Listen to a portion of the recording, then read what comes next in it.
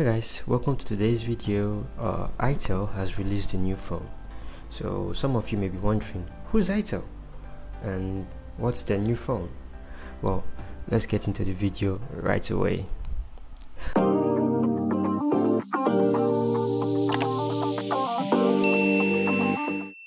With the rapid fire releases of new phones, the new Itel S17 almost flew under my radar, with Itel championing their new flagship release on every platform possible.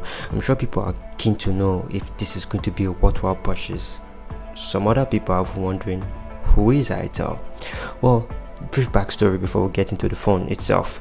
The name Itel is not well known. If you live outside the shores of sub-Saharan Africa or Southeast Asia, Itel is going to be an unknown entity to you, and quite rightly so. Well, for those in the know, Itel belongs to a trio of companies owned by Chinese tech group known as Transsion. Transsion operates mostly out of Africa and Southeast Asia. The three companies belonging to Transsion are Techno, Infinix and Itel. Whilst Techno and Infinix have gone on to conquer the continent of Africa, Itel specializes in making cheap entry-level phones. Now, this has always been their business strategy. It is not a bad strategy either. Africa and Southeast Asia are both home to some of the people with the lowest purchasing power in the world.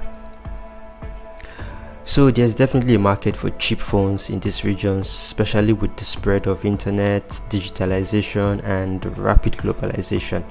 Now back to the present. Now that we know who Itel are, have they really lived up to their promise? The promise, like I said earlier, of making cheap and affordable phones for people in developing parts of the world. Well, the answer is both yes and no. Well, yes, in the sense that they have consistently stayed true to their entry-level beginnings and have made some rather decent, entry-level phones, if you allow me to coin the term. The no part is that these phones sometimes tend to be overpriced by the company. And how can you overprice an entry-level phone? Well, here's how it goes. Itel sources and uses very low-end parts for its phones, like really low-end parts. Like the best displays on their phones are high definition, nothing more than high definition, and they mostly use old Unisoc SoCs. Their favorite one being the 7731E, I believe, but they've occasionally used MediaTek SoCs on a few occasions. Their phones are mostly plasticky and they use a typical micro USB port. Like, it's basically cheap stuff there. And in the past, their phones were like decently priced. They have a lot of fans in these parts of the world who are always waiting for their next release. But as time has gone by, their phones have become more and more expensive. Sometimes their phones are even priced higher than better phones that are in the same category. So with that out of the way, let's get on to the Itel S17 itself. Now for the body, the Itel S17 is built with a plastic body. It's an entry-level phone. It's really standard fare. It has a 2.5D curved edge and a water drop notch design at the front. It comes in 3 color variants. As for the SoC, when you want to talk about performance, you cannot talk about performance without the SoC. The company has completely neglected to mention one of the most important parts of this phone. The SoC is crucial to the working of any device. Yes, you could scream at this, but it's not really new. I think Itel are notorious for doing this whenever they're launching new devices. They conveniently skip out the part that requires them to talk about the SoC. But trust bloggers, they usually get the information out when you need it. The speculated SoC on board is a MediaTek MT6580. Now, this SoC is an entry-level SoC from 2016. It is a quad-core SoC with 4 Cortex A7 cores running at 1.3 GHz. GPU on board is the Mali T820 MP1 single core. The software on board is the Android 11 Go edition, and it has a memory configuration of 1 GB RAM and 16 gigs of internal memory.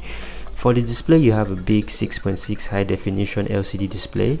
Pixel density here is a normal 266 ppi. No screen protection, so if you buy this phone, be careful, don't drop it. Selling point of this phone is its sweet selfie cameras. Yes, the selfie. But despite all the hype on this phone, the selfie module is basically a standard 8MP with some skin smoothing software on it. On the back there are 3 cameras, 8MP camera, a 2MP depth sensor, and 0.3 megapixel AI sensor. What is that going to do? It's possibly going to be for aesthetics, nothing more. For battery, you have a 5000 milliamp hour battery with standard 10 watts charging.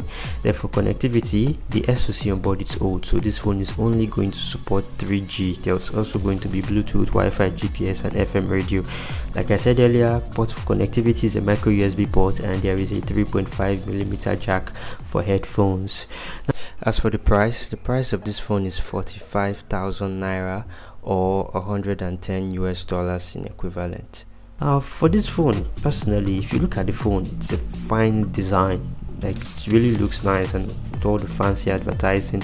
But if you strip away that veneer of flashiness away from it, there's a lot to be desired about this phone. Now, first off, the processor on this phone is rather very old. 5 years is a long time in tech, so I don't know how this entry-level SoC from 5 years ago is going to hold out. I mean, other companies are releasing better entry-level phones with modern SoCs like the MediaTek Helio A22, A20, Qualcomm Snapdragon 425 at almost the same prices. So why would anybody want to buy a 6580 dinosaur in 2021? The cameras are decent, they're fine. The saving grace of this device is that it has a great battery. This battery is going to last for a very, very long time based on the hardware we are seeing here. The display is also decent. I mean, you can do whatever you want on the display.